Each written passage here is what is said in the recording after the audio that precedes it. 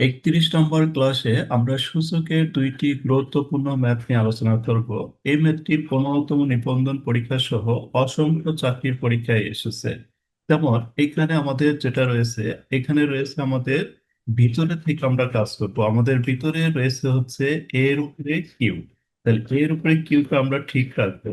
এরপর আমরা এই রুটের ভিতরে একটা কিউ রয়েছে, তাহলে আমরা এটা তুলে দিয়ে লিখবো হচ্ছে 1/। এপিটের রুটের ভিতরে একটি কিউ রয়েছে, এটি বাদ দিয়ে আমরা লিখবো হচ্ছে 1/3। তাহলে এই থ্রি এবং এই থ্রি বাদ দিব।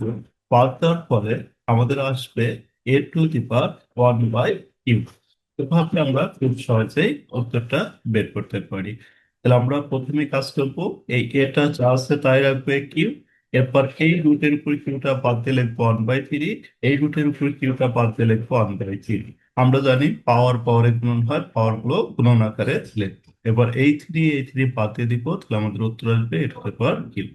আমরা যদি সেম টিপে আরেকটা ম্যাথ সলভ করি, তাহলে আমাদের পরের ম্যাথটা যেটা রয়েছে, এটা হচ্ছে আমাদের এইখানে রয়েছে এক্স। তাহলে আমরা এখানে এক্সটা বসিয়ে দিব।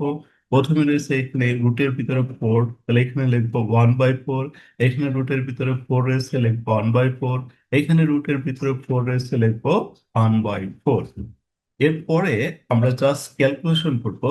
এক্স এক্স এ রাখবো 1 গুণন 1 গুণন 1, তাহলে আমাদের উপরে হবে 1। নিচে 4 × 4 × 4, 4 × 4 = 16, 4 × 16 = 64, মানে x⁻1/64। সুতরাং এই কোশ্চেনের উত্তর হবে x⁻1/64। এভাবে আরো নতুন নতুন ভিডিও পেতে আমাদের চ্যানেলটি সাবস্ক্রাইব করে আমাদের ভিডিওটিতে একটি লাইক দিয়ে রাখুন।